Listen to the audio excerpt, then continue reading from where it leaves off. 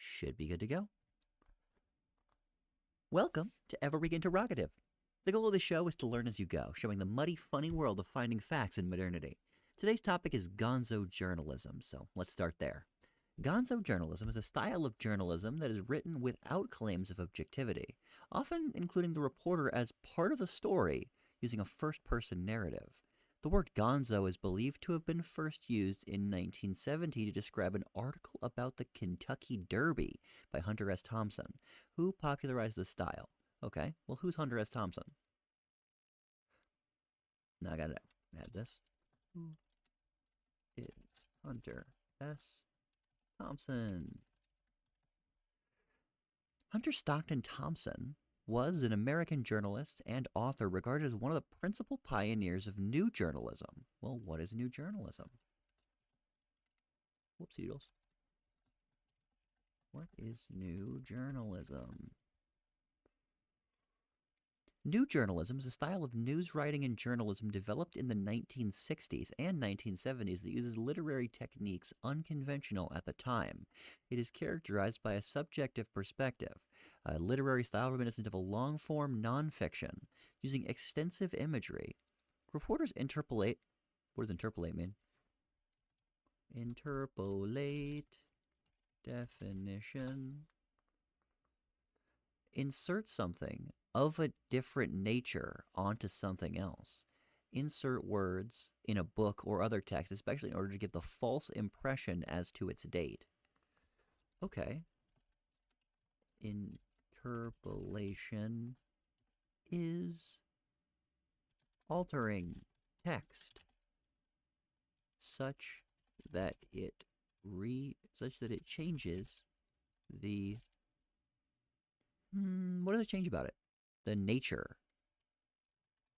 What does that mean? What does it mean to change the nature? Hang on. Let's see if Merriam-Webster has a better definition. Interpolate means to alter or corrupt something such as text by inserting new or foreign matter.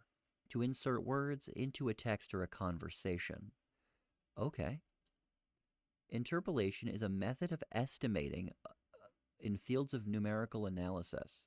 That's not what we're looking for. That's for numbers. We will get to numbers later, assuredly. Interpolate.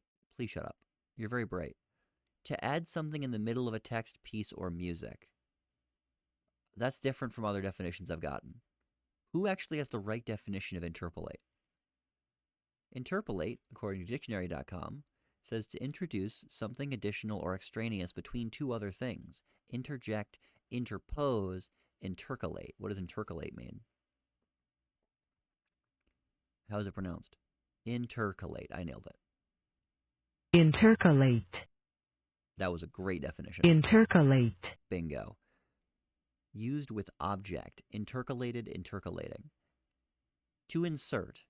In the calendar. Okay. Oh, an extra day, month, etc. in the calendar. That's not a synonym of that. But I guess they use interpolate to mean an insertion into a text. Whereas this definition, okay, no matter what, it's an insertion. It's not altering the text. I was wrong about that. Okay. Inserting something into a text that changes its nature. Does it change its genre? Insert words into a book or other text in order to give a false impression as to its date. A method of estimating new data points based on discrete set of unknown data. Be quiet, you. Wikipedia is not helpful for that. Interpolate. To insert material into text. To insert into conversation. Okay. Interpolation seems to be, the majority of people just seem to understand it as inserting something into a text. Cool. One might just use the term adding, but that's fine. Now we're back to uses literary techniques unconventional at the time. It is characterized as a subjective perspective, a literary term style reminiscent of long-form nonfiction. Using extensive imagery, reporters interpolate subjective language within facts whilst immersing themselves in the stories as they reported and wrote them. In traditional journalism, the journalist is invisible. Facts are meant to be reported objectively. There's a source for that. That's fun. The term was codified with its current meaning by Tom Wolfe in 1973 collection of journalism articles he published as The New Journalism. Okay, The New Journalism is a book written by a guy named Tom Wolfe. Well, who's he? Who is Tom Wolfe? Cool name, I'll say that much. Thomas Kennedy Wolfe Jr. was an American author and journalist widely known for his association with New Journalism. Yeah, I suppose so. In fact, he invented a book that was called that, a style of news writing and journalism developed in the 1960s and 70s that incorporated literary techniques. Much of Wolfe's work is satirical and centers in the counterculture of the 1960s and issues related to class, social status, and the lifestyles of the economic and intellectual elites of New York City. Wolfe began his career as a regional newspaper reporter in the 1950s, achieving national prominence in the 1960s following the publication of such best-selling books as The Electric Kool-Aid Acid Test, an account of Ken Kesey and Merry Pranksters. And who's Ken Kesey and the Merry Pranksters? And two collections of article essays, The Candy-Colored Tangerine Flank Streamline Baby, and Radical Chic and Mau Mauing the Flack Catchers. I don't know a single word of that sentence. In 1979, he published the influential book Right Stuff about Mercury 7, astronauts which made it into the 1983 film of the same name, The Right Stuff. So he's published a lot of books, has this Wolfe feller, directed by Philip Kaufman. Great. Well, number one, I'm super curious about his discography here. Or not discography, but his collection. What is a discography? Wait, hang on. What is a discography for writers called? Good question. Let's find out. What is a discography, if I could spell right, for writers called? What's the word for an author's entire works? Okay, Reddit. I'm obviously not talking about a bibliography. What? Oeuvre. Of all of the works that a writer, an artist, or a composer has created. What is this word? Body of work is apparently popular. Corpus, supposedly. What is this word? Definition. I put definitino. It's over. Come on now. Oeuvre. How's it pronounced? Oeuvre. Oeuvre? Okay, it's oeuvre. How is it pronounced? So I know this is the schwa. Schwa is I think it is just literally oeuvre. The body of work of a painter, composer, or author. Okay. It's called the oeuvre. Great. Now we got that out of the way. Tom Wolfe's oeuvre is very fascinating to me. Let's learn a little bit about who the heck. Okay. I assume this is just an account of Ken Kesey. Well, who's Ken Kesey? Who is Ken Kesey? Ken Kesey, September 17th, 1935 to November 10th, 2001, was an American novelist, essayist, and countercultural figure. He considered himself a link between the Beat generation. What is the Beat generation? What is the Beat generation? The Beat generation was a literary subculture movement started by a group of authors whose work explored and influenced American culture and politics in the post-World War II era. Okay. The bulk of their work was published and popularized by members of the silent generation in the 1950s, better known as beatniks. Beatniks were members of social movements in the mid-20th century. Should I know this already? Okay. What is a beatnik? What is a beatnik? I should probably know this by now, but I don't. Better to just get it out of the way. I'll have to learn it eventually. Beatniks were members of a social movement in the mid-20th century who subscribed to an anti-materialistic lifestyle. Ooh. They rejected conformity and consumerism of mainstream American culture and expressed themselves through various forms of art, such as literature, poetry, music, and painting.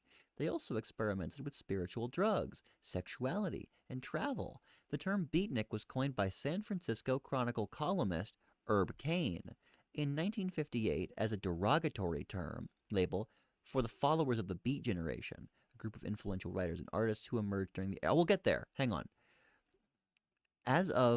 From as early as 1946 to as late as 1963, but the subculture was, at its most, prevalent in the 1950s. This lifestyle of anti-consumerism may have been influenced by their generation living in extreme poverty in the Great Depression during their formative years, seeing slightly older people serve World War II and being influenced by the rise of left-wing politics and the spread of communism. The name was inspired by the Russian suffix "nik," which is used to denote members of various political groups or social groups. The term beat originally was used by Jack Kerouac. He's just an American novelist and poet, pioneer of the Beat Generation. There's a second one of them. Okay. Now I gotta look up who Jack is. Hang on. Who is Jack Kerouac? Only so much of this I care about, but still, important to know. I shouldn't have done that. Control Z. Can I go back? Yeah, I want to open a new tab, please. Thank you. All right. Jean-Louis Le Bris de Kerouac, crazy. Kerouac.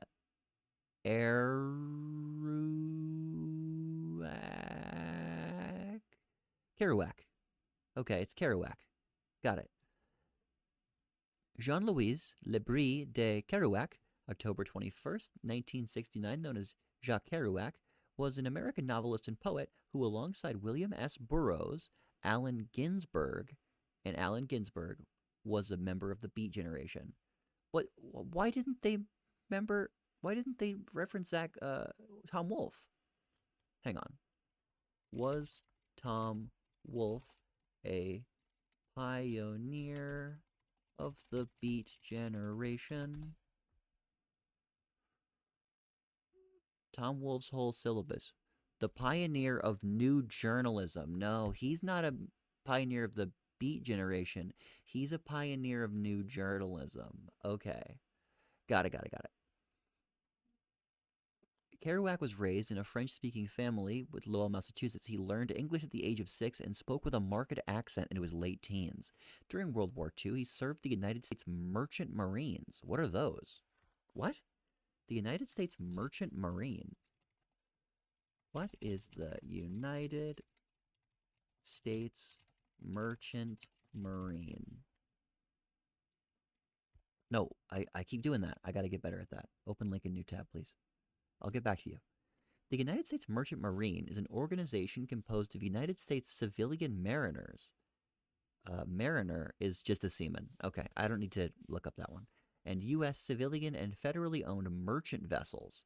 Both the civilian mariners and the merchant vessels are managed by a combination of the government and private sector and engage in commerce or transportation in goods and services in and out of the navigable waters.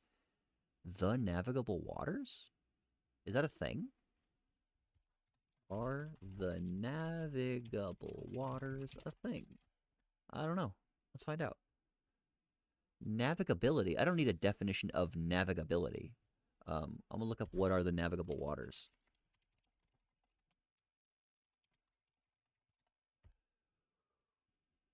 Whoa. Okay. Inland waterways of the United States. Waters that qualify as traditional navigable waters. Okay.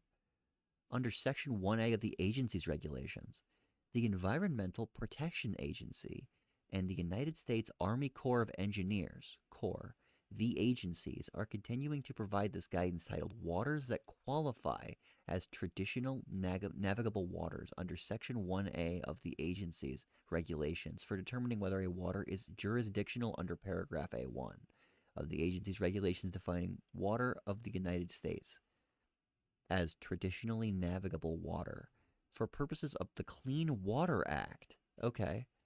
What is the Clean Water Act? What is the Clean Water Act?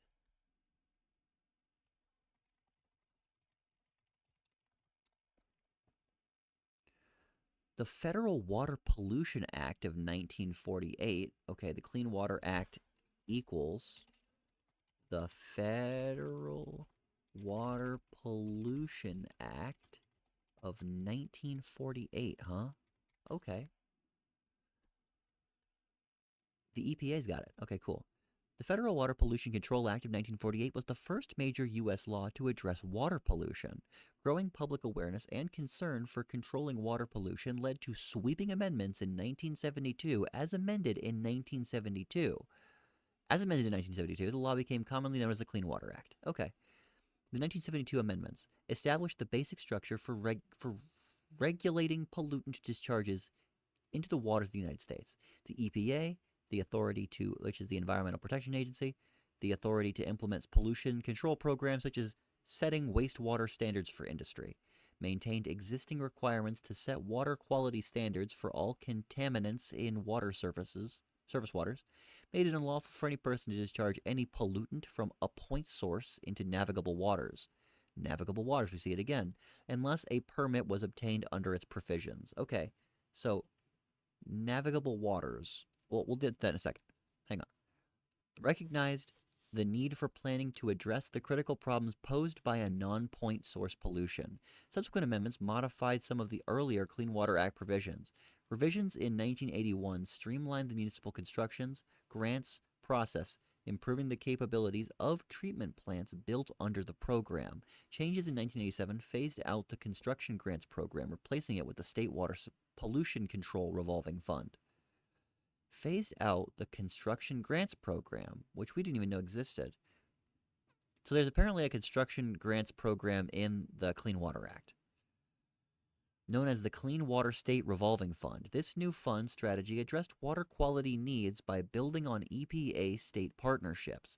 Over the years, many other laws have changed parts of the Clean Waters Act. Title I of the Great Lakes Critical Program Act of 1990, for example, put into place parts of the Great Lake Water Quality Agreement in 1978. The Great Lakes Water Quality Act of 1978. What is that? What is the Great Lakes Water Quality Act of 1978? Copy.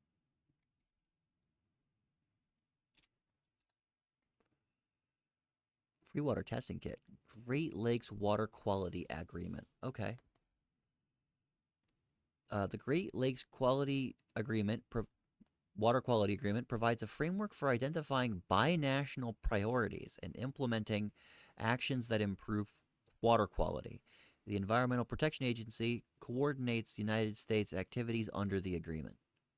Okay, what is the GLWQA? The Great Lakes Water Quality Agreement is a commitment between the United States and Canada to restore and protect the waters of the Great Lakes. The agreement provides a framework for identifying binational priorities and implementing actions that improve water quality. EPA coordinates U.S. activities that fulfill the agreement, or coordinates, I suppose. The complete text of the 2012 agreement. Oh, is that going to be a link? Is a link? You're the goat. Okay. Is this the full? Oh, it's a PDF. I don't want to open a PDF at all. The U.S. and Canada first signed the agreement in 1972. It was amended in 1983 and 1987. In 2012, it was updated to enhance water quality programs that ensure the chemical, physical, and biological integrity of the Great Lakes. In 2012, agreements will facilitate United States and Canadian actions on threats to the Great Lakes water quality and include strengthened measures to anticipate and prevent ecological harm. New provisions address aquatic invasive species, habitat degradation, and the effects of climate change, and support continued work on existing threats to people's health and environment in the Great Lakes Basin, such as harmful algae, toxic chemicals. There's harmful algae? And discharge, there's vessels on the Great Lakes? I guess that makes sense. Hang on. What harmful algae are in the Great Lakes? That's a good question. The Great Lakes are the largest freshwater system on Earth? Okay. Holding 20% of the world's surface freshwater. Okay. Ecosystems, hang on. I didn't know that. That's kind of cool. So they're the largest freshwater system on Earth, holding 20% of the world's freshwater. Ecosystem services provided by the Great Lakes are vulnerable to a variety of stressors, including harmful algal blooms, eutrophication. Okay, what does these two words mean? What are eutrophication and oligotrophication? Let's find out. Oligotrophication is, I don't want to accept cookies. I'm not going to your website, dude. Hate to break it to you. Okay, let's look up eutrophication first. Harmful algae blooms, dead zones, and fish kills are a result of a process called eutrophication, which begins with an increased load of nutrients to estuaries. Okay, what is an estuary? What is an estuary?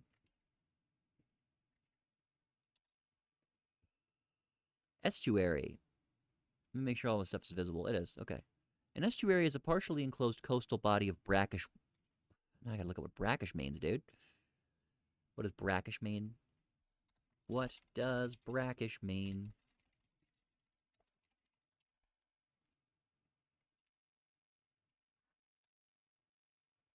Brackish. Brackish water is salty, dirty, and unpleasant. Brackish water is salty, dirty, and okay. Salty, dirty, unpleasant water. All right, cool.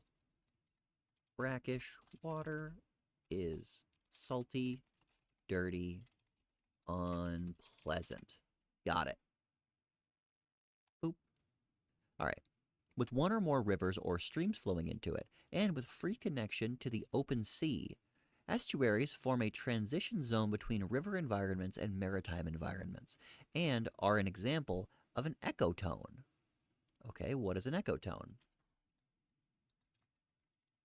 Whoopsie doodles. I have caps lock on. What is an ecotone? Let's find out. An ecotone is a transitional area between two plant communities where these meet and integrate. Examples include areas between grassland and forest, estuaries and lagoon.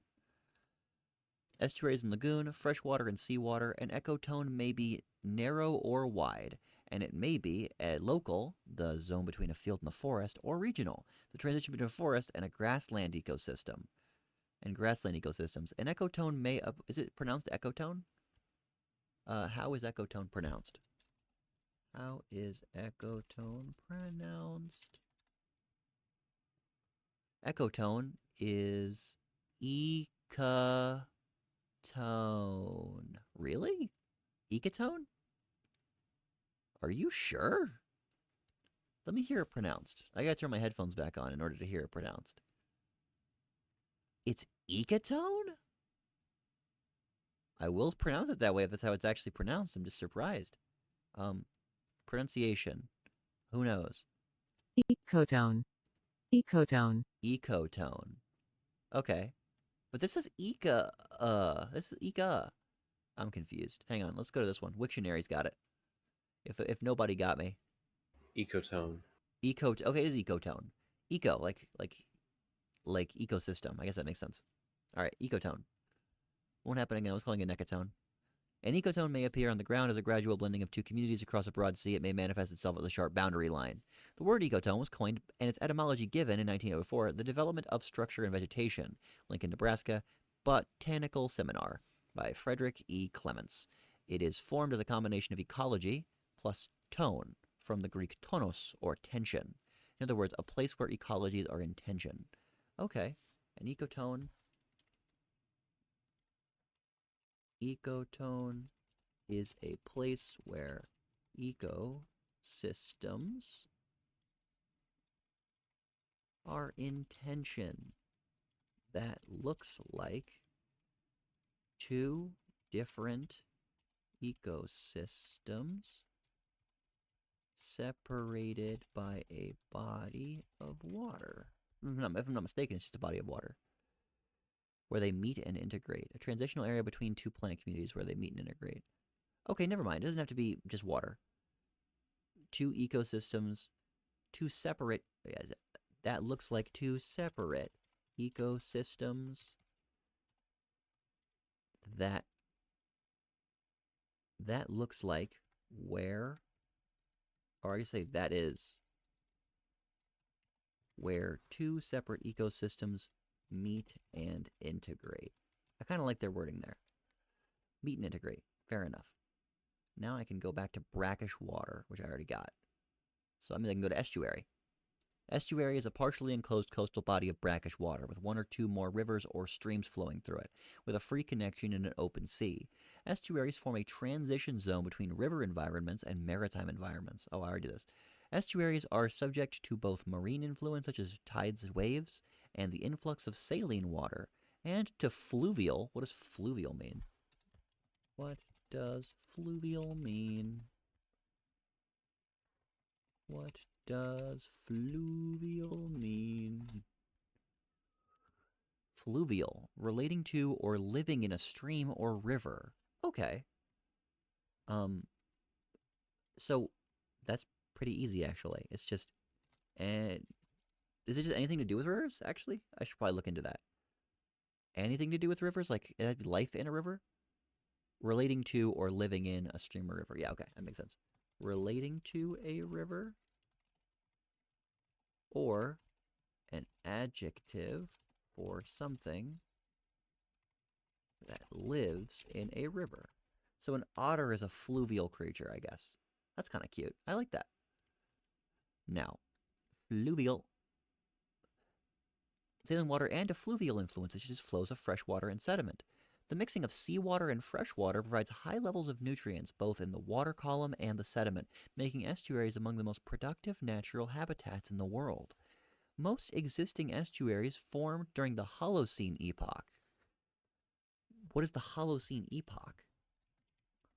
What is the Holocene epoch? Open link a new tab. The Holocene epoch is the current geological epoch. What? There's a current one? Okay. Beginning approximately 11,700 years ago, it follows the last glacial period, which concluded the Holocene glacial retreat. Okay, what is the Holocene glacial retreat? Holocene glacial retreat. Open link a new tab. Booyah. The Holocene glacial retreat is a geographical phenomenon that involved the global retreat of glaciers. Deglaciation. Is it literally just the transition from full glacier conditions during the ice ages to warm interglacials? Okay, I kind of thought deglaciation would be the act of glaciers melting.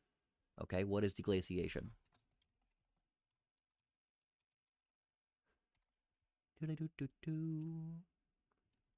Deglaciation is the transition from full glacial conditions during ice ages to warm interglacials, characterized.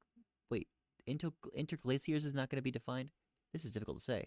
Interglaciation or deglaciation into interglacial. Okay.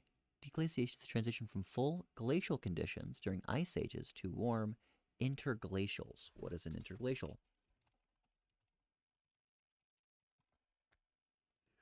These definitions are bad.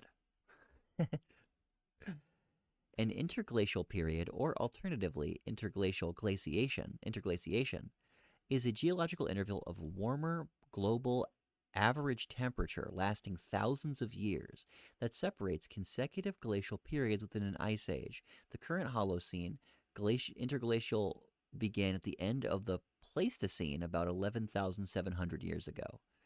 During the 2.5 million years of the Pleistocene, numerous glacials or significant advances of continental ice sheets. Okay. Got it. A glacial is a significant advancement of continental ice sheets.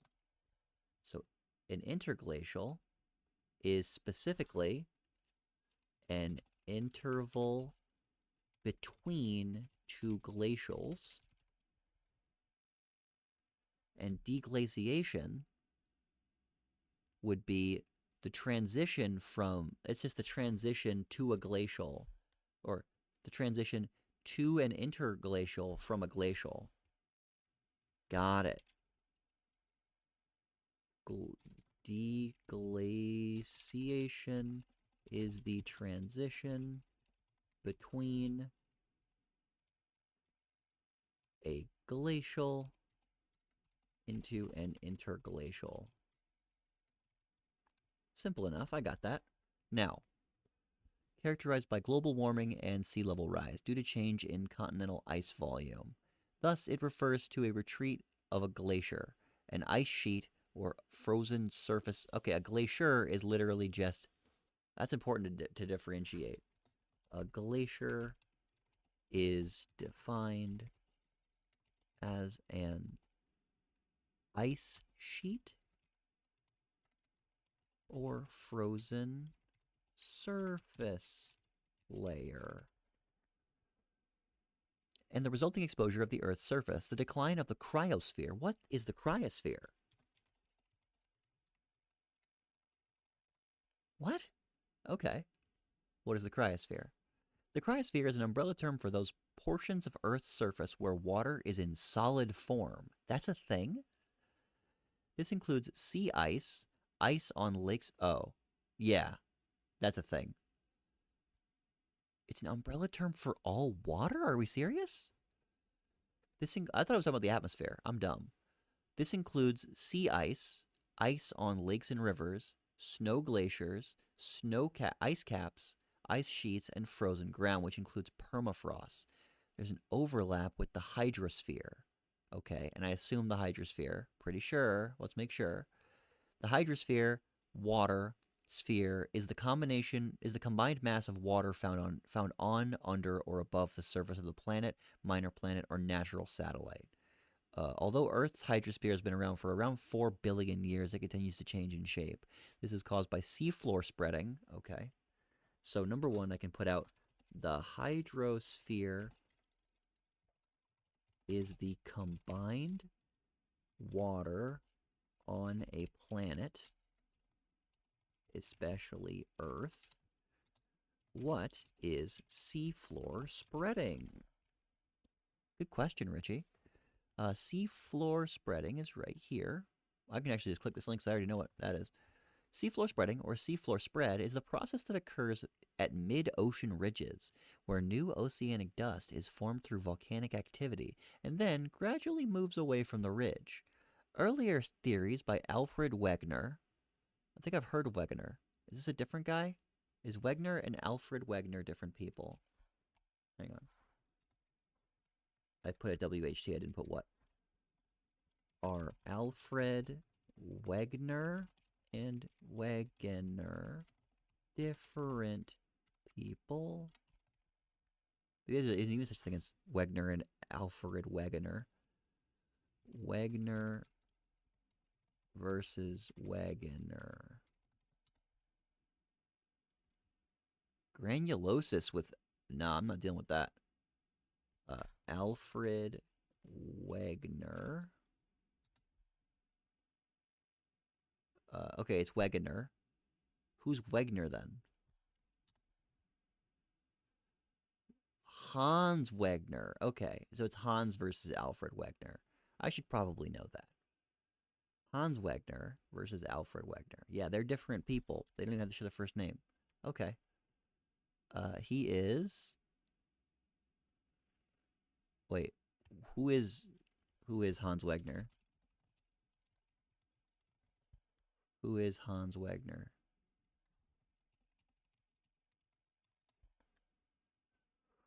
Hans Wegener is a Danish furniture designer.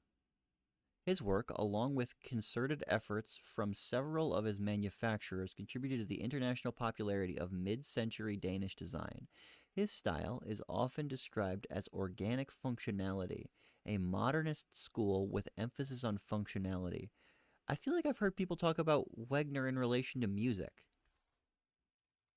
Wegener music. Am I wrong?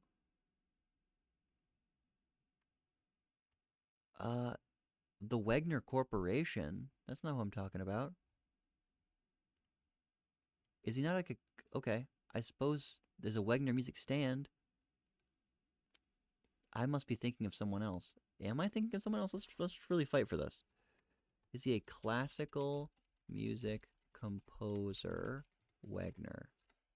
Is there such a thing? Is it Richard Wagner? It might be Wagner.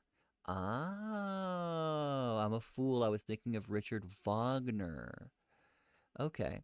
A German composer, theater director, essayist, and conductor who is chiefly known for his operas, or as some of his more mature works were later known, music dramas. That must have been so brutal for people who knew who he was. Unlike most opera composers, I'll look up. I don't care about Hans Wegner, furniture designer. Hans Wegner made furniture really well. Richard Wagner, or Wagner, made best known for operas and music dramas. Okay, great. Unlike most opera composers, Wagner wrote in both libretto and the music for each of his stage works. Okay, what is libretto? What is libretto? I want to make sure I pronounce it correctly. Libretto. How is it pronounced? Oh, hang on. I should probably look that up. How is libretto pronounced? Cambridge University. They got it. Libretto. Libretto. Libretto. Libretto. Libretto. Okay. I should probably get the Italian pronunciation, most likely. Pronounced in Italian. Actually, is libretto Italian? Yeah. Libretto. The Italian word libretto. Hang on. How is it pronounced? You aren't going to tell me. It is Italian. How to correctly pronounce in Italian and English libretto. Thank you so much. In Italian, libretto. Okay, it's just libretto. Is it trill? Wait. Do Italians trill or tap their R's? I can just look my question up. Boop, bap, beedly boop. Beedly bop bop boop. How often do you roll your R's when is required speaking Italian? Single intervocalic. What does intervocalic mean? What does intervocalic mean? You've got to be kidding me. What does intervocalic mean? Intervocalic, pronounced or situated between vowels. Okay, got it, easy. Okay, intervocalic means situated between vowels. Okay, that makes perfect sense. Cool. Now, single intervocalic R's are tapped. Double R's and R's with consonant clusters are trilled. Oh, okay. Italians trill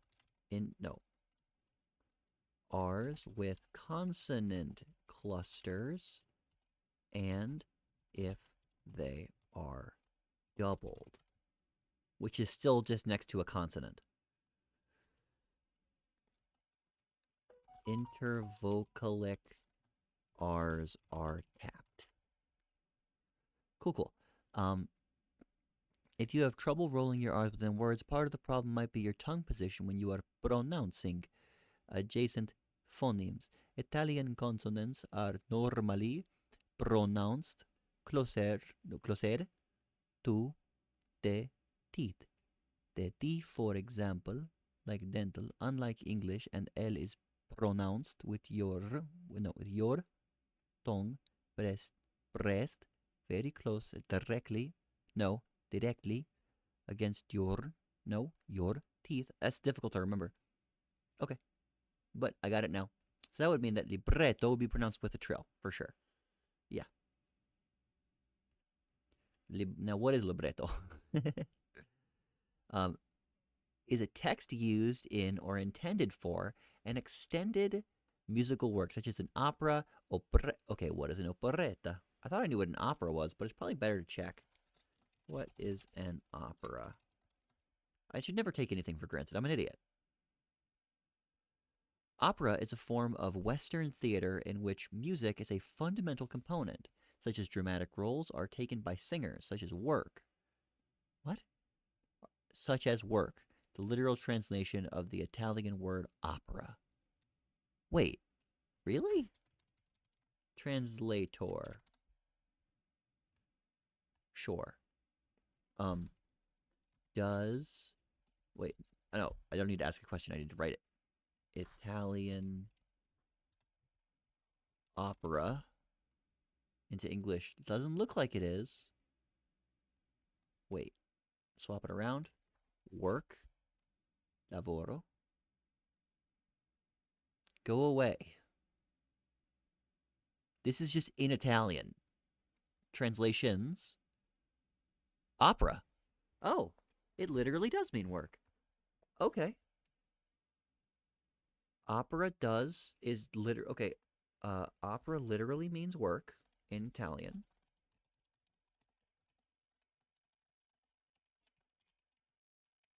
Cool. Number one, that's pretty important to know.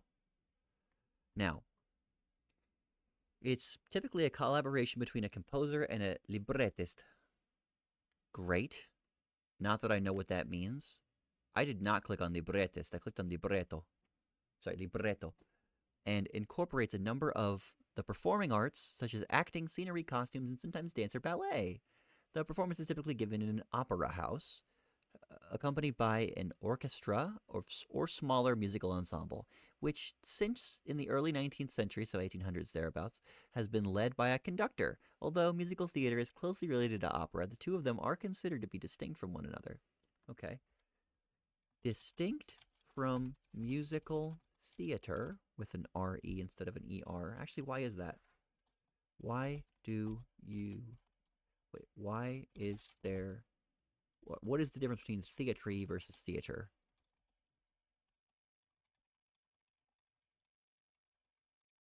Theater.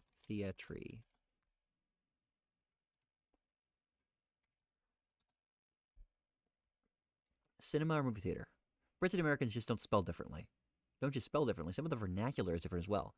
Brits talk about going to the cinema or catching a film. An older British expression for going to see a movie is going to the pictures. Americans speak with movies as a slang abbreviation for motion pictures, while British and English is called a theatre. Okay. Well, hang on. What's the difference between a words theater and theater? Is it movie theater or movie theater? These two words, shut up. These two words can confuse writers because they don't know which word is suitable for a particular context. Yeah, I'll say. Learn the difference between the two spellings with one example in this guide. Both theater and theater are nouns with the same definition, but sometimes in the English language, the context can show a preference for theater or theater. They could be a building or an outdoor area where a dramatic performance plays, and orchestras are given the profession of acting, producing, or directing plays, a play or presentation considered based on drama, a hall for lectures. These two words have the same pronunciation, theater. The French word theater came first. Theater and other words that end in RE shifted to ER in some areas because they thought it would be simpler. Other examples include center and center, fiber and fiber. The man behind the linguistic change was Noah Webster. He wanted to produce a literacy curriculum for his nation. He replaced British textbooks with American versions, through these tiny spelling changes. If you're a writer, you must know your audience and customize your writing to them accordingly. Use theater if your audiences speak American English. This writing is also more popular on the internet. I went to theater with my friends. There are 2 theaters in our town. The movie theater will be so soon. Use theatre when your audience uses British English and also the preferred spelling in Australia, New Zealand, Canada, India, and South Africa. It was David's first time entering the theater. This organization is the most famous theater company in the city. She's a huge fan of theater. Because this is just an article, I am real quick gonna see a second source. The words theater and theater can be confusing to writers because they're not immediately clear which word is the better choice, if it's better choice at all. Are these just variants of the same word? Do they have different meanings or different functions in a sentence? In today's post, I want to address each of these questions so that you will never again have to second guess yourself while writing theater or theater. So what's the difference between theater and theater? Theater and theater are both nouns meaning a building, room, or outdoor structure for presentation for plays or other dramatic buildings. The auditorium for the theater, which will open in spring 2017, was designed by Steve Tompkins and Roger Watson. Go away, you rotten rat! For the most part, there is no demonstrable difference in the sense of function between them. Okay, that's good enough for me. Theater versus theater is a regional difference, with theater being the one for my region. That's what matters for me. All right. This was written by someone who's from New Zealand, South Africa, India, somewhere like that. It's closely related to opera. These two are considered distinct from one another. Opera is a key part of Western classical music and tradition, and Italian tradition in particular. Originally understood as an entirely sung piece in contrast to a play with songs, opera has come to include numerous genres, including some spoken dialogue, such as Singspiel. Is this German? Because if it's German, it's Singspiel. Let's see. Or I guess if it's starting with an S, it'd be Singspiel. No, it's Zing. I was right. I'm nasty with it. Singspiel. Singspiel. That's what I thought. Singspiel. Sing play. Aw. Okay. A Singspiel is a German language music drama. Okay. Is a German music drama now regarded as the genre of opera. Or, I guess say, is the precursor German term for music drama now called opera. Cool. Bye-bye. And opéra comique, or it's French, so who knows how it's pronounced. Let's find out. You're the worst. Does this tell me how to pronounce it? No. I guess kind of. What does the upside down C mean in the IPA? I need an IPA. International Phonetic Alphabet Speaker. IPA reader, please. Oh, thank goodness. You will be invaluable right about now. Boop. That.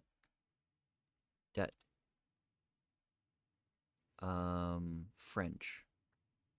Can I get French? French. Thank you, Celine. Opéra comique. Opéra comique. Opéra comique. Opéra comique. Great. Thank you so much. Opéra comique, plural opéras comiques, is a genre of French opera that contains spoken dialogue and arias. Okay, what is an arias? An opéra comique is French a genre, is one genre of French opera that contains spoken dialogue and is this all on screen? Not anymore. Okay. I will leave all of my information in the description, so you can just look at my notes later. I was looking for whatever an arias is. What is arias? Arias is aria. Okay, aria. Okay, so it's aria first, then plural. Aria.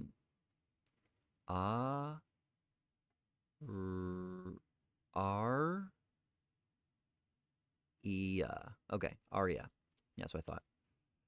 Or aria. Aria. Aria. Okay, great. I'll use the Italian pronunciation because it looks Italian. Aria. Or common usage diminutive form arietta. arietta in English, simply air. Okay. Wait, this is confusing me. This is written weird. Hang on. The Italian term aria, which derives from the Greek. That's Greek. I can't read Greek. Or Latin air. First appeared in relation to music in the 14th century when it simply signified a manner or style of singing or playing. By the end of the 16th century, the term aria refers to an instrumental form. By early 16th century, it was common use. It's used as a meaning for a strophic poetry. Okay, what does strophic mean? This is catastrophic. So number one, aria literally means air. Well, I guess, yeah. Literally comes from the Greek and Latin words for air.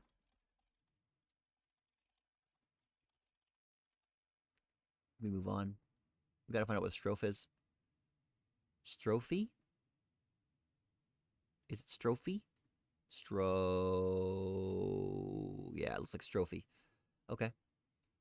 A strophe this is Greek, so it'd be strophe. A strophe is a poetic term originally referring to the first part of the ode. Okay, what is an ode? Oh, it's an ode. I'm a fool. I know what an ode is. Odes are elaborately structured poems praising or glorifying an event or an individual. Okay. Odes are elaborate. What's the nicest way to describe that?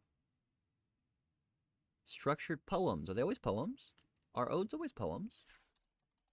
Are odes always poems? Are odes always poems? What is an ode? Odes are poetic compositions. That's different. Ode poems, formal lyric poem, form of poetry, ceremonious lyric poem, accompanied by music and dance, later reserved by the Romantic poets to convey their strongest sentiments. It's a formal address to an event or person or a thing that is not present. It's by this Academy of American Poets. Yes, odes are always poems. Okay. Odes are elaborate poems.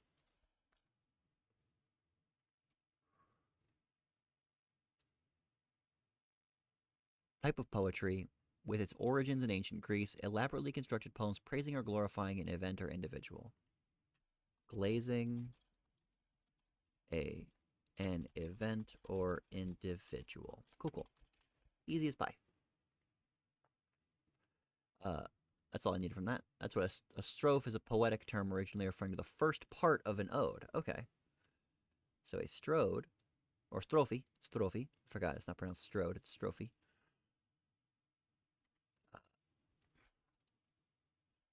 And then, now I know what that is. Where's strophe? Where did I get that from? Okay. 16th century was common use as a meaning of a simple setting of a strophic poetry. Melodic madrigals, it's a form of secular vocal music. Secular isn't like atheist? I should read more about strophic. There's no way that I've got that right. I need to learn more about strophe. Followed by antistrophe and epori, the term has been extended to also mean a structural division of a poem containing stanzas of varying line length. Okay. Wait, really? Okay. What is a stanza? Let's make sure we get that right. What is a stanza? In poetry, a stanza, which, I mean, I'm going to say that right probably because I've said it a lot, but it's just stanza, which just means room. Okay, got it. Stanza literally means room in English. Is a group of lines within a poem usually set off from others by a blank line or indentation. Stanzas, that's just the literal word indentation, I'm surprised that it had a thing, can have a regular rhyme or a metrical scheme. And metrical schemes, okay, what's a metrical scheme? What is a metrical scheme? Bring it on. In poetry, meter, Commonwealth spelling, or meter, American spelling, see spelling differences, is the basic rhythmic structure of a verse or line in a verse.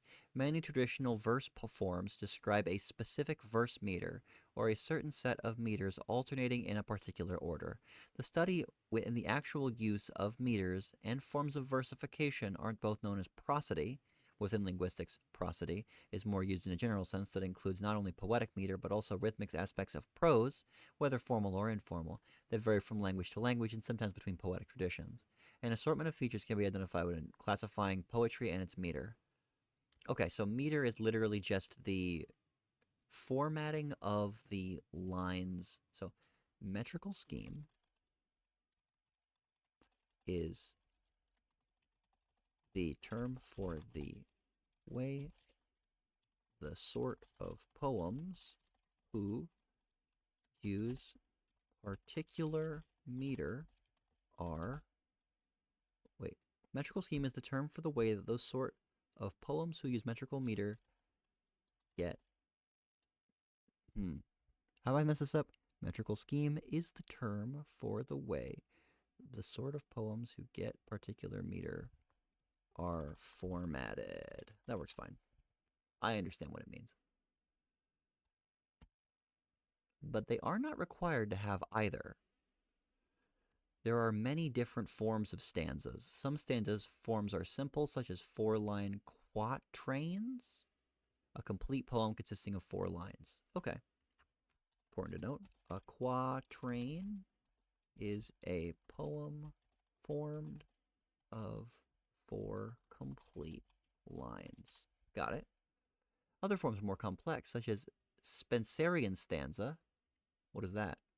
It's a fixed form invented by Edmund Spenser for his epic poem, The Faerie Queene. Each stanza contains 9 lines in total, 8 lines of iambic pentameter, followed by Alexandrine line, a single Alexandrine line, and iambic hexameter. Low as a man, though muse whilome did mask. As time is... Yeah, this I don't care about at all. This is very much just like, check out Edmund Spenser.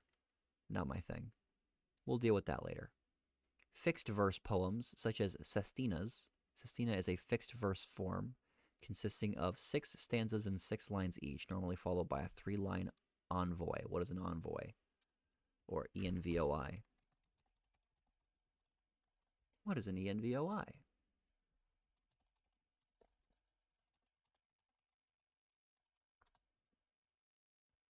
Envoi. An envoi, which is how is it pronounced? An envoi is a brief concluding stanza at the end of a poem that can either summarize the preceding poem or serve as its dedication. The envoi tends to follow the same meter and rhyme scheme as the body of the poem, but nevertheless remains distinct from the rest of the poem, much like an epilogue in a book. Okay, it's like the ending part of a poem. Got it.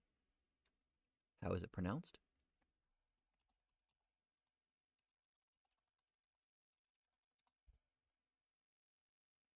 How to pronounce it. This is 58 seconds long.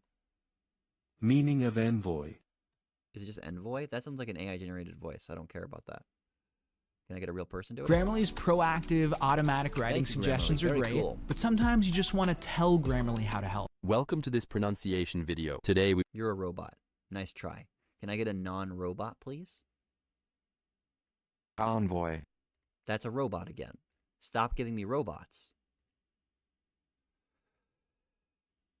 The term envoy is an alternative spelling of the second sense of envoy, though most major dictionaries list the literary definition under envoy, and envoy tends to appear in writing and poetry.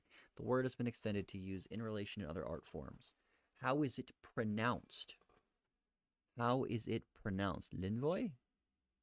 That's different. I literally looked up pronunciation, didn't I? Are you a human or are you a robot? Welcome to the Minute of Who.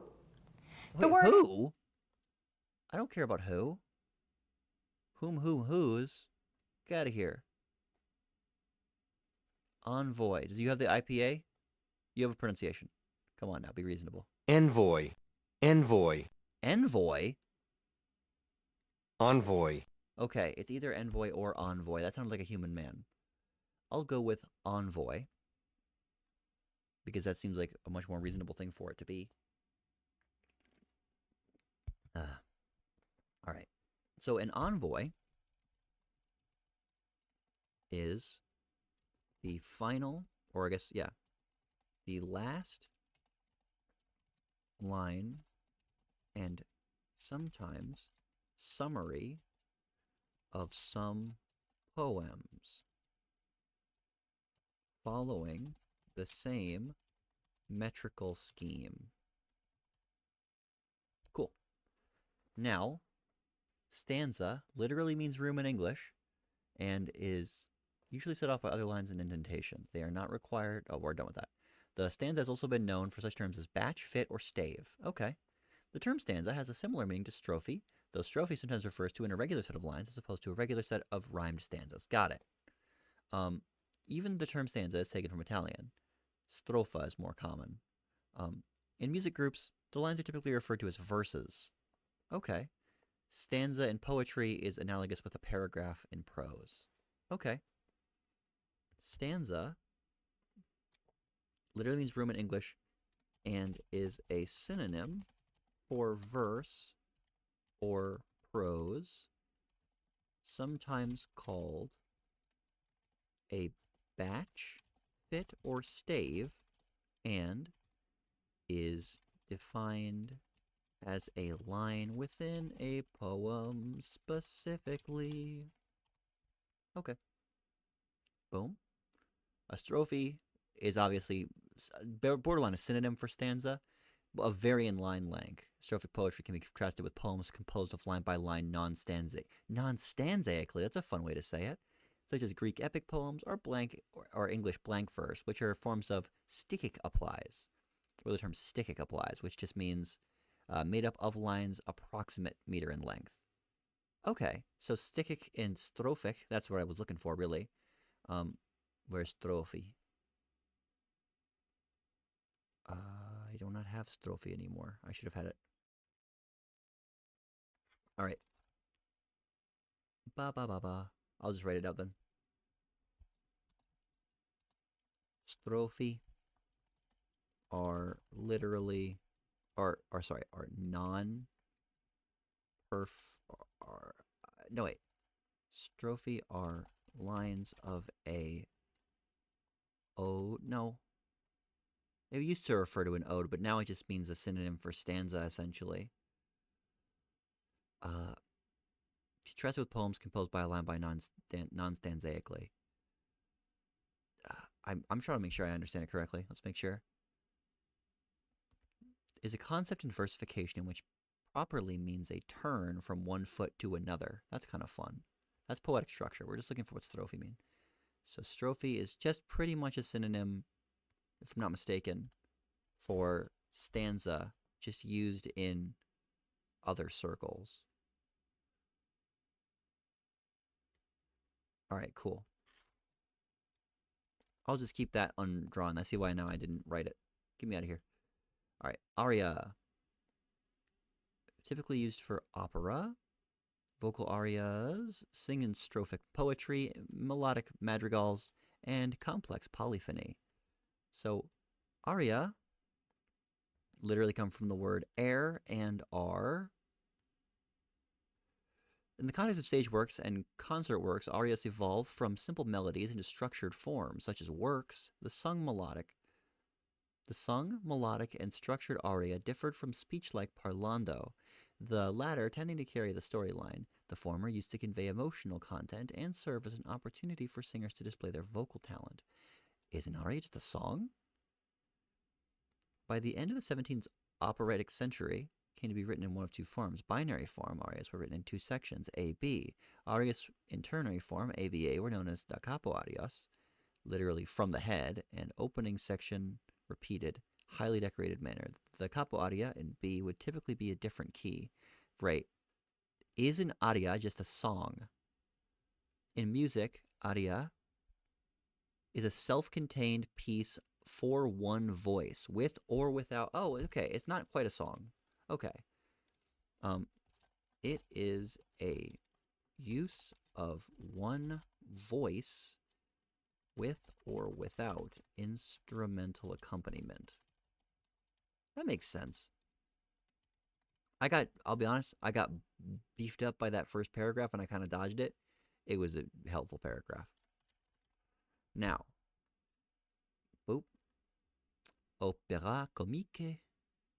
Opéra comique is...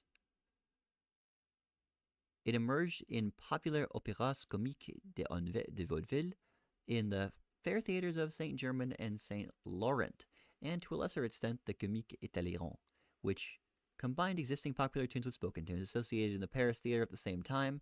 Opéra comique is not necessarily comical or shallow. Perhaps the most famous opéra comique is a tragedy.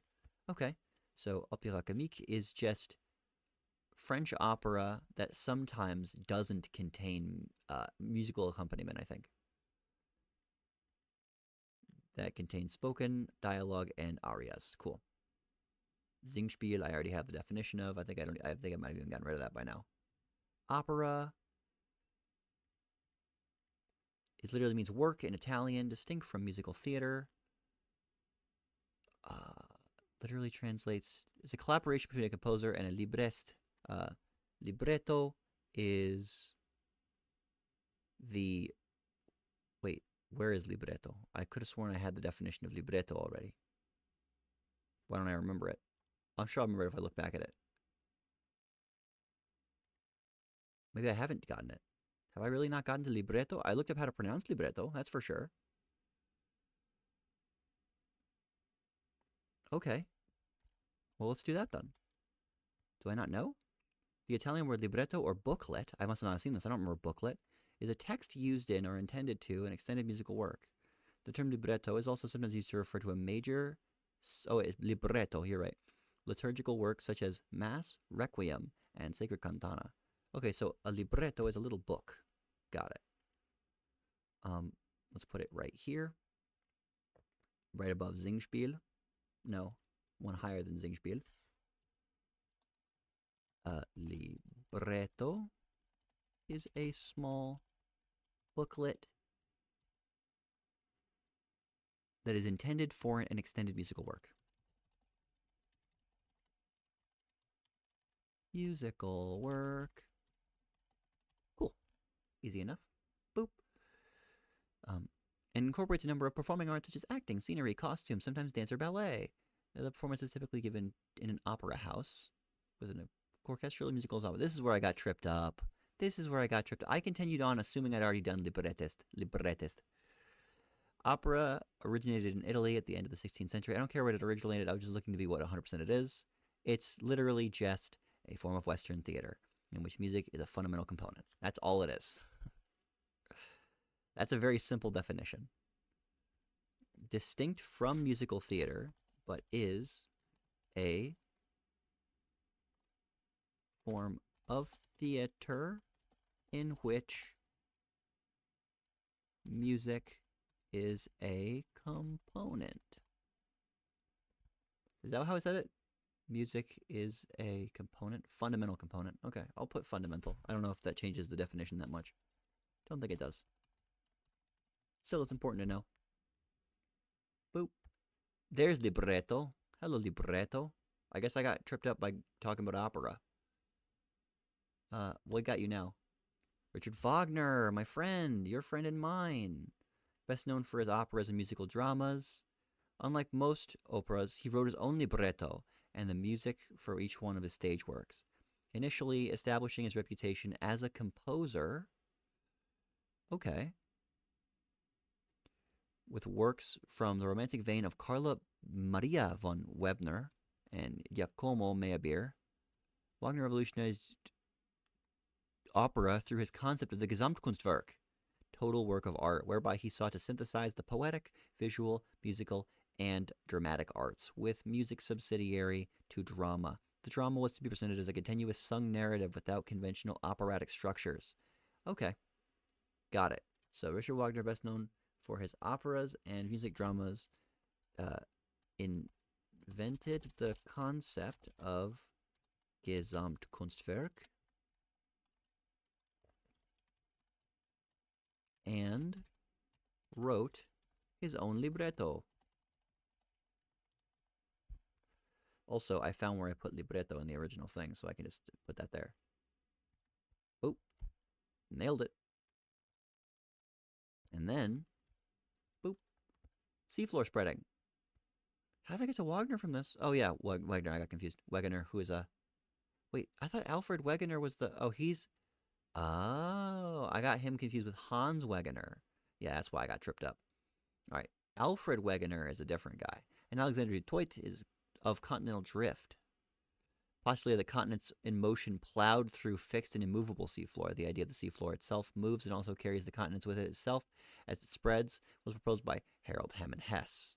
What a good name. And Princeton University and Robert Diaz, the U.S. Naval Electronics Laboratory in San Diego in the 1960s. This phenomenon known today as plate tectonics. Okay, so seafloor spreading is plate tectonics, right? Seafloor spreading or seafloor spread is a process that occurs mid-ocean ridges where volcanic crust is formed through volcanic activity and then gradually moves away from the ridge. Okay. So seafloor spreading is specifically the term that is used for seafloor spreading. This may even be visible on my screen, I'm not sure. Is seafloor spreading visible? No, not quite. Okay, we're getting there though. All right. Seafloor spreading is specifically the name for the process where new oceanic crust is formed by volcanic activity. Okay. By volcanic activity during plate tectonics. Got it. Boop. Cryosphere. It's an umbrella term for those portions of the Earth's surface where the water is solid. Okay, it's just anywhere that isn't the hydrosphere, right? The hydrosphere, the cryosphere is specifically the Earth's surface? That's weird, because hydrosphere just means any planet. Is where ice, or is the blanket term for all solid water structures, or sorry,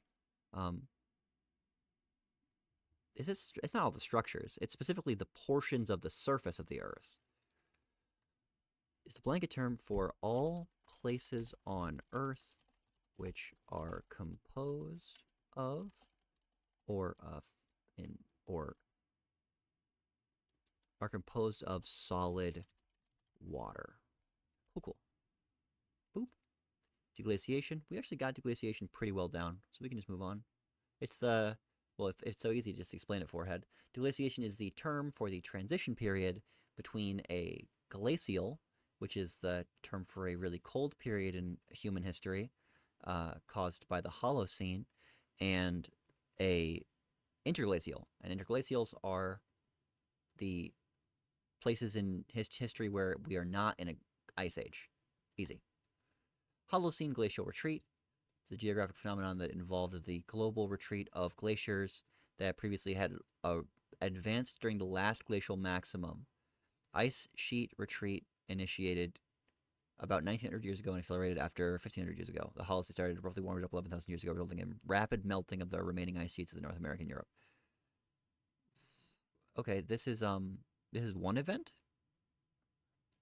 that occurred in 1850, I guess? Is this specifically 1850 that I'm looking at? Maybe. Because it says 1850 here. The Holocene glacial retreat is a geographical phenomenon that involved the global retreat of glaciers. Well, yeah, I know that. That previously had advanced during the last glacial maximum, which is the last glacial coldest period. It was the most recent time during the glacial period where sheets were at their greatest extent. Okay. I assume there must also be a, what is it called? There's probably also a Pleistocene global retreat Okay, got it. I got it now. The Pleistocene is... Where did I put the Holocene? There's Hans Wegner. Go away. Hydrosphere, glacier, glacial, interglacial deglaciation. There it is. The Holocene glacial retreat is... Glacial retreat is the term for the global retreat of the ice of the previous Earth glacial, and for the Holocene. Now, the Holocene is right here. The current ecological epoch beginning approximately 11,000 years ago following the last glacial period, included with the Holocene glacial retreat. The Holocene and the preceding Pliocene together form the Quaternary period. What is the Quaternary period? Is the current and most recent of the three periods of the Cenozoic era. Well, we'll deal with that later. The Holocene and the interglacial period within the ongoing glacial cycles of the Quaternary and is equivalent to marine isotope stage 1. The Holocene correlates with the last maximum axial tilt towards the sun. Okay, so the Holocene is an epoch that began 11,000 years ago. Where is that? It is, I guess, an interglacial, isn't it? Is the Holocene an interglacial? Because if it ends with the Holocene glacial retreat, it's the preceding Pleistocene. It follows the last glacial retreat, which concluded with the glacial Holocene retreat, and it's just an interglacial. It's I'm on Holocene again. Hang on, I can fix that. So yeah, it looks like the Holocene alongside the Pleistocene before it are terms for long-scale global interglacials on Earth. Great. That means an estuary. Most existing estuaries formed during the Holocene period. Well, I already know what an estuary is, essentially. If so easy, just explain it. Estuaries are... I don't want to get them confused with the other things that I learned, which is an ecotone. It's not an ecotone. Ecotones are the parts that bridge together two places. A estuary is specifically... Let's just read it again. Why not? If we don't know it. An estuary is a partially enclosed coastal body of brackish waters with one or more rivers or streams flowing into it. Okay. It's a coastal body of brackish water with one or more rivers or streams flowing into it with free connections to the open sea. Okay, so it forms a transition zone between rivers environments and maritime environments. So it's like a sea and river meter. That's kind of interesting. Partially enclosed coastal body of brackish water. Well, brackish just means like dirty, salty water, right? What does it mean if it's partially enclosed? Let me look up pictures of an estuary. Estuary pics. Please. Images. No, I don't want AI chat. Whoa. Estuary. Satellite view. Oh, wow. Oh, wow, they're pretty. Wowie, wow, wow, wow. Okay, so they just, they flow inland. They're just a flowing thing that goes inland. How far do they continue? Do they go through? If it goes through, does it just become a river retroactively? I'm not sure. I can look that up. Is estuary connected to river? In this diagram, we see a wide range of salinities. Wave processes that dominate the mouth of the estuary, tidal processes that occur in the middle region, and river or fluvial. Yeah, be quiet. An estuary river? Is an estuary a river? Is an estuary the same as a mouth of a river? Thank you so much. That's exactly what I'm looking for. As an ecotourism specialist, I often encounter questions about the connection between estuaries and river mouths. While the two terms are related, they do not refer to the same thing. A river mouth is simply a point at which the river ends, whereas an estuary is a unique transitional area that exists before a river reaches its final destination at a saltwater location. In this article, I am to provide reaches its understanding of estuaries and river mouths. What is an estuary and how is it different from a river mouth? An estuary is an area where freshwater river streams meet the ocean. It's characterized by mixing salty ocean water and fresh water, resulting in brackish water. This brackish water has lower salinity compared to open ocean, making it a unique habitat for various forms of aquatic life. Estuaries, on the other hand, a river mouth is simply a place where a river empties into a large body of water, such as a lake or a large river or a sea. While estuaries can be considered river mouths, not all river mouths are estuaries.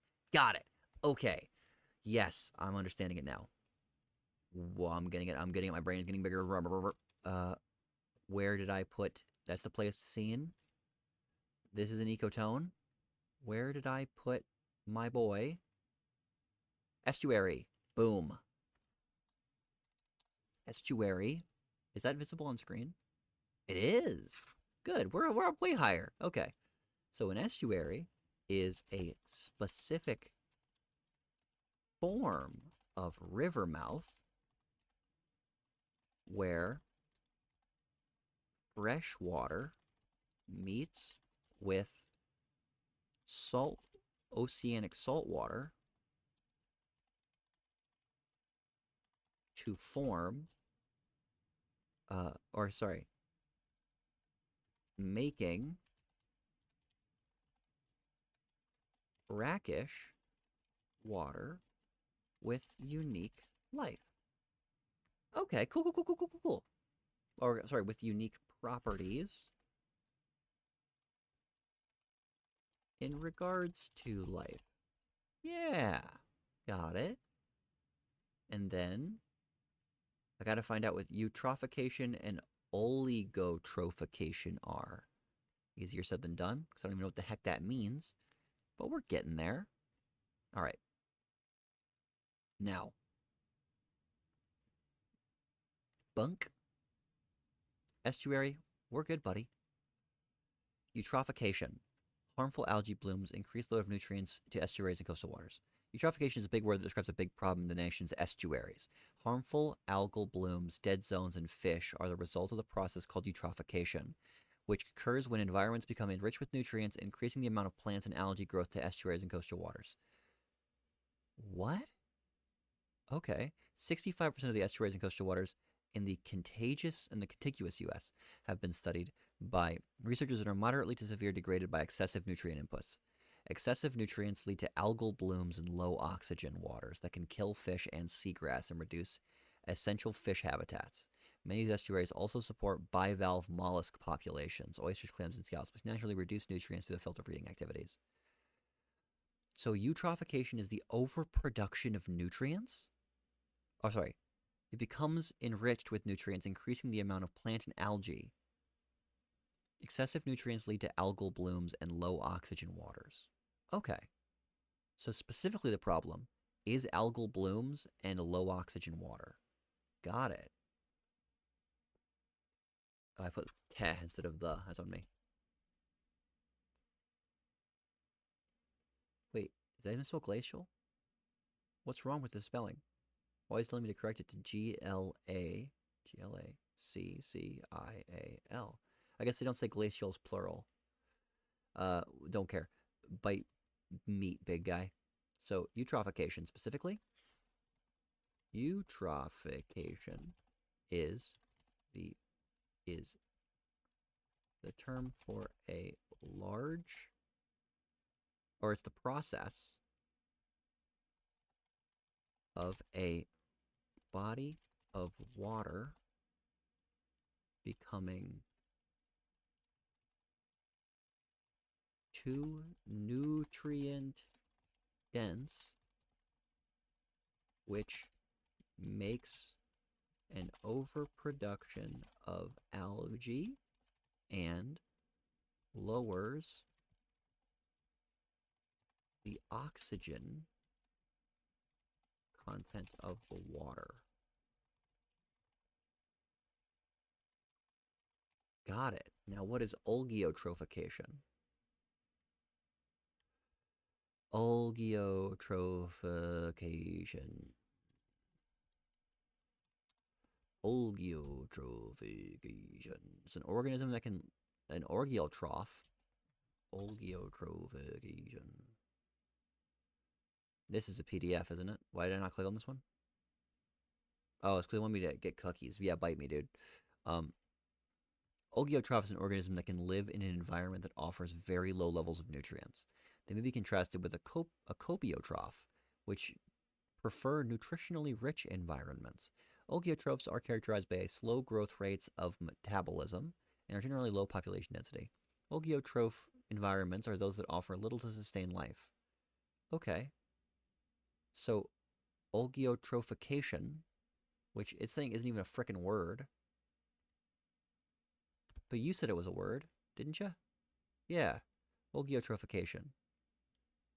So, olgeotrophs are living or life forms that survive on very little nutrients. Got it. Easy. Now we go to what harmful algae are in the Great Lakes. Invasive species, contaminants, and changing climate. Acidification within the Great Lakes and the oceanic, as with oceanic systems, is projected to decline in response to increased atmosphere and PCO2. Ongoing acidification will increase in availability of inorganic carbon within the aquatic systems that could reduce stress and energy costs of the carbon uptake for certain phytoplankton species, potentially shifting the ability of carbon to favor one type of algae over another. In addition, the region is experiencing a rise in aquatic temperatures, leading to a change in lake stability. Thus, the concomitant... What does that mean? This guy's a dork who writes big words all the time. Naturally accompanying or associating. Concomitant. The concomitant? Is it concomitant? Would you mind pronouncing it? Oh, my headphones are off. It is pronouncing it. My headphones died from taking so long trying to figure out what half this stuff meant. I was trapped forever in the estuary dimension. Concomitant. Concomitant. Concomitant. Okay, thus the concomitant impact of both temperature and PCO2 availability may additionally stress the Great Lakes systems, potentially driving changes. This is not what I'm looking for. I was looking for harmful algal blooms. Harmful algal blooms. Please just give me that. Cyanobacteria blooms, blue-green algae, are frequent occurrence in the Great Lakes, particularly in Lake Erie, Green Bay, and Saginaw Bay. That's a D's Nuts joke, I bet. These blooms may cause fish kills and discolored or foul-smelling water, affecting both human and ecosystem health. NOAA provides a forecast of cyanobacteria. Okay. It specifically said cyanobacteria blooms. Okay, so it's cyanobacteria they're talking about. Where is that at? Brackish waters. I could have sworn I had the specific question. What harmful algae are in the Great Lakes? Cyanobacteria bloom is a frequent occurrence. How's occurrence spelled? R-R-E-N-C. I put occurrence. What's wrong with me? In the Great Lakes. I appreciate that it fixed my typo for me. Now, the Great Lakes Quality Water Act. Let's see what that is. A commitment between the United States and Canada to restore and protect the waters of the Great Lakes. That could literally just be the definition. It's a commitment the Great Lakes Water Quality Agreement Act is a commitment made between the U.S. and Canada to restore and protect the Great Lakes. Easy as pie. Boop. Now, that's the Clean Water Act. Streamline the municipal construction. Is this about the Clean Water Act? The Clean Water Act, the Federal Water Pollution Act of 1948. Let's see what that is. It's the first major U.S. law to address water pollution. Yeah, that makes sense. The Federal Water Pollution Act of 1948 is also known as the Clean Water Act and is specifically the first legislation passed to address water pollution, specifically growing awareness and concern for controlling water pollution led to sweeping amendments in 1972. It was amended in 1972. The law became commonly known as the Clean Water Act. Cool, cool. Bye-bye. Waters that qualify as traditionally navigable waters. Okay, this is navigable waters is an umbrella, or is a term used specifically in the Clean Water Act to refer to the safe water for travel that isn't protected by the EPA and also is in American jurisdiction. Got it. That makes perfect sense. Oop. Next, the Merchant Marine.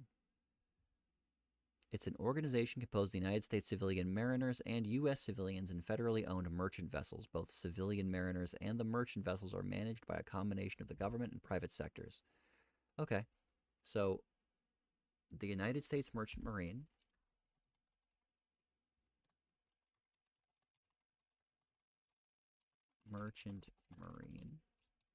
is specifically a branch of the U.S. military which is owned by merchant vessels. Oh, sorry. Is composed of federally owned merchant vessels, both civilian mariners and merchant vessels managed by a combination of the government and private sectors. Okay. It's specifically the U.S. branch, if I can spell it right, of the U.S. military, which is concerned with merchant vessels and the private sector merchants as well as government merchant ships. Okay. Boop. So he was a member of, during World War II, he served in the United States Merchant General. He completed his first novel at the time. Yeah, which was published more than 40 years after his death.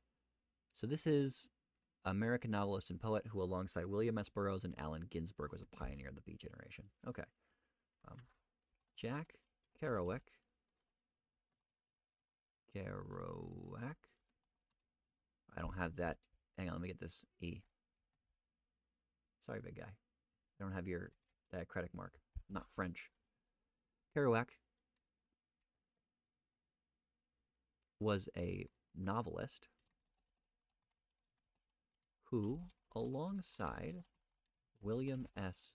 Burroughs and Allen Ginsberg, pioneered the Beat generation, which we're going to find out what that is. What is the Beat generation? Well, first we got to figure out what a beatnik is. A group of influential writers and artists who emerged during the era of silent generation's maturing. From as early as 1946 to as late as 1963, the subculture was mostly prevalent in the 1950s. Anti-consumerism may have been influenced by their generation having grown up in extreme poverty after the Great Depression. Womp womp. Seeing slightly older people suffer in World War II and being influenced by left-wing politics. Okay. So so beatniks seem to be, if I'm not mistaken, a beatnik is a follower of the Beat generation sentiments. The Beat generation, anti-war, anti-consumer anti-conformity, anti-materialistic sentiments. That seems fair enough. Boop. I don't have a great answer for what exactly the B generation is, but it seems to be it is anti-war, anti-conformity. Yeah. Is an anti-war, anti-conformity, anti-materialist movement pioneered by novelists at the time, such as Jack Kerouac,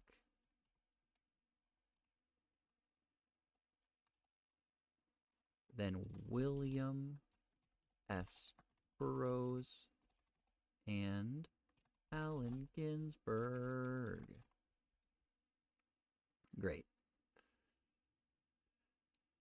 Hunter S. Thompson, baby. Wait, did I just do something stupid? I might need to pull that up again. New journalism. Yeah, I do need to know what new journalism is. Who is Ken Kesey? Where did I even find Ken Kesey, dude? Was he in the Hunter S. Thompson page? I bet he was. Open link in new tab. Wait, who am I looking for specifically? Okay, I'm looking for Ken Kesey. Who is Ken Kesey? Ken Kesey, American novelist, essayist, countercultural figure, a link between the Beat Generation in the 1950s and the hippies. Okay. Ken Kesey described himself as a link between the Beat Generation and the hippies, an American novelist, I shouldn't be too surprised, and countercultural figure. That's over. We got over. Tom Wolfe, baby. We got to get Tom Wolfe on the horn. Yeah. We'll get to that in a second. So Tom Wolfe is an American author and journalist, widely known for his association with new journalism, style of news writing and journalism developed in the 1960s and 70s, and incorporated literary techniques much of Wolfe's work is satirical and centered around counterculture of the 1960s, related to crass social issues and the lifestyles of the economic and intellectual elites of New York. That feels pretty similar. I see how I got confused. Ken Kesey is just here. That's where I got tripped up, baby. Understood.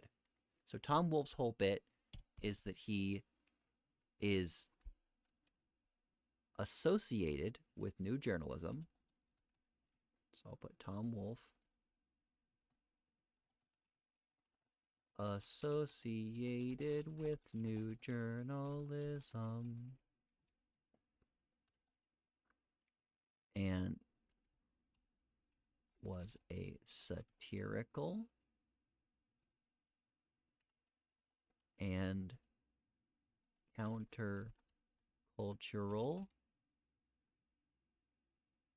journalist and author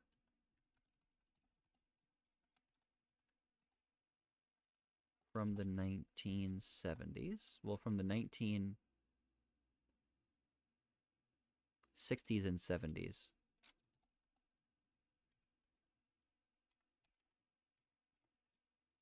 Focused around the lifestyles of the economic elites. Cool. That's fair enough. I could see why that would take off. Boop. Now I need to figure out what new journalism is. What is new journalism?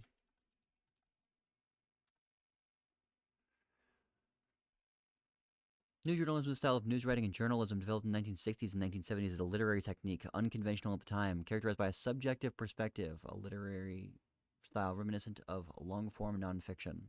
It's very similar to what I thought I read about Gonzo journalism.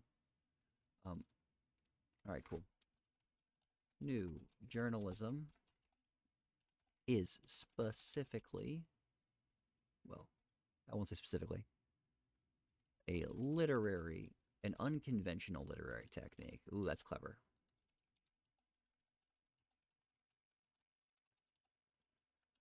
Technique which uses, or which is characterized. I kind of like the way they put that. It's characterized by subjective perspective and long-form nonfiction. Well, I shouldn't say that. It's reminiscent of long-form nonfiction. Subjective perspective, a literary style. Oh, I see. Using extensive imagery. Okay. And using extensive imagery. Got it. Now I need to figure out who Hunter S. Thompson is. Hunter S. Thompson, an American journalist and author regarded as one of the principal pioneers of new journalism, along with Gay Tales, good name, Truman Capote, Norman Mailer, and Joan Didion. And he rose to prominence with the publication of Hell's Angels, a book for which he spent a year living with the Hell's Angels Motorcycle Club to write a first-hand account of their lives. He wrote an unconventional article titled "The Kentucky Derby is Decadent and Depraved," for Scanlan's Monthly, which further raised his profile as a countercultural figure. It also set him on the path to establishing his own subgenre of new journalism he called Gonzo, a journalistic style which writers became a central figure and participant in the events of the narrative. He made Gonzo. He made Gonzo. Hunter S. Thompson is a figure who made, or is the person attributed with the creation of the journalistic style of Gonzo journalism. He was a pioneer of new journalism. Of course he was. He invented one himself in Gonzo journalism. So now I can get more clear about what Gonzo journalism is. All right. Jeez Louise. Okay. Gonzo journalism involves an approach to accuracy that concerns the reporting of personal experiences and emotion in contrast to traditional journalism, which favors a detached style and relies on facts or quotations that can be verified by third parties. Gonzo journalism disregards the strictly edited product once favored by newspaper media and strives for a more personal approach. The personality of the piece is as important as the event or actual subject of the piece. The use of sarcasm, humor, exaggeration, and profanity are common. I see. Was among the forefathers of new journalism movement. In the February 15th, 1973 issue of Rolling Stones, if I'd written the truth I knew for the past 10 years, about 600 people, including me, would be rotting in prison cells from Rio to Seattle today. Absolute truth is a very rare and dangerous commodity in the context of professional journalism. Huh. Is that a Hunter S. Thompson quote? Who said that? That is Thompson, yeah. Thank you, Hunter. So this is mostly going to concern Hunter S. Thompson's style. All right. Gonzo journalism is a style of journalism which, rather than focusing on traditional, detached, third-party facts, instead is formatted in a subjective first-person approach that often features sarcasm, humor, exaggeration, and profanity. Understood. Okay, cool. Are there any more questions I have while reading my notes? Let's see. Gonzo journalism is a style of journalism which, rather than focusing on traditional detached third-party facts, instead is formatted as a subjective first-person approach that often features sarcasm, humor, exaggeration, and profanity. Hunter S. Thompson is the person attributed with the creation of journalistic style of Gonzo journalism. He was the pioneer of new journalism. New journalism is an unconventional literary technique which is characterized by a subjective perspective and using extensive imagery. Interpolation, inserting something into a text. Tom Wolfe, associated with the new journalism, was a satirical and countercultural journalist and author from the 1960s and 70s, focused around the lifespan of the lifestyles of the economic elites. What is a discography of writers called? Oeuvre. Is it an oeuvre? Is it oeuvre? I think it's oeuvre. Ken Kesey described himself as a link between the Beat Generation and the hippies, an American novelist and countercultural figure. What is the Beat Generation? Oh, I didn't remove this. Okay.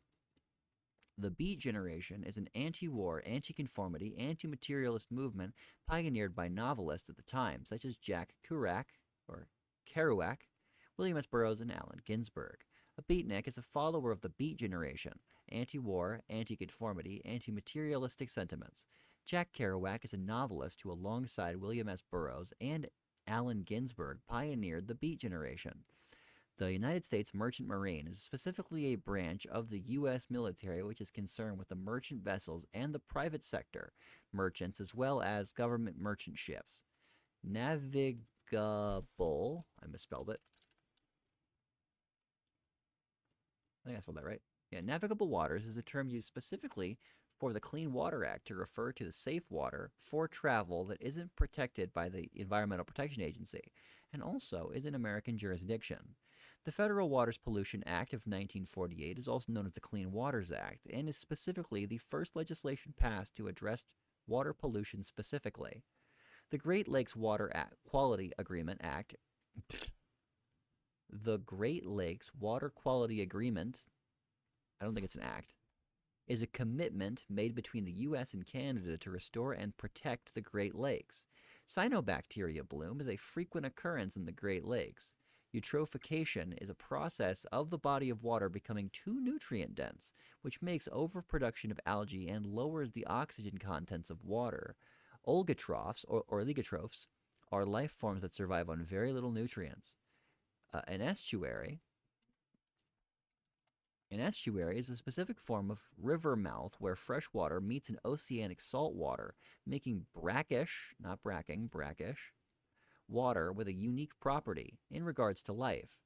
Brackish water is salty, dirty, unpleasant water. I think I just put unpleasant. An ecotone is a place where ecosystems are in tension, that is, where two separate ecosystems meet and integrate. Relating to a river or an adjective for something that lives in a river, that's fluvial. Fluvial means relating to a river or adjective for something that lives in a river. The Holocene, alongside the Pleistocene before it, are terms for the long-scale global interglacials on Earth. The Holocene glacial retreat is the term for the global retreat of the ice from previous Earth glacial. For the Holocene, deglaciation is the transition between a glacial into an interglacial. What an interglacial is an interval between two glacials. A glacial is a significant advancement of continental ice sheets. A glacier is defined as an ice sheet or frozen surface layer. The cryosphere is a blanket term for all those places on Earth which are composed of solid water. The hydrosphere is the combined water on the planet, especially Earth. Seafloor spreading is specifically the name for the process where new oceanic crust is formed by volcanic activity during plate tectonics. Hans Wagner made furniture really well. Richard Wagner is best known for operas and music dramas, invented the concept of Gesamtkunstwerk, and wrote his own libretto. A libretto is a small booklet that is intended for an extended musical work. I put extended. Italians trill R's with consonant clusters, and if they are doubled, intervocalic R's are tapped. Intervocalic means situated between vowels. Opera literally means work in Italian, distinct from musical theater, but is a form of theater in which music is a fundamental component. Theater versus theater is a regional difference, with theater with an ER being the one from my region. Singspiel is a precursor German term for music drama now called opera. An opéra comique is one genre of French opera that contains spoken dialogue and arias. Aria literally comes from the Greek and Latin words for air. It is a use of one's voice. I put one voice. It is the use of one's voice with or without instrumental accompaniment. Odes are an elaborate poem glazing an event or an individual. Stanza literally means room in English and is a synonym for verse or prose, sometimes called a batch. Fit or stave and is defined as a line within a poem specifically. Metrical scheme is a term for the way that the sorts of poems who use particular meter are formatted. A quatrain is a poem formed of 4 complete lines. An envoi is the last line and sometimes the summary of some poems following the same metrical scheme. I think this is pretty much perfect. Yeah, just like this says, I've got no suggestions. Let me know about something I may not know about in the comments below. Remember, if you like what I did and you want to see more, they made buttons for that. They're called like and subscribe. Click accordingly.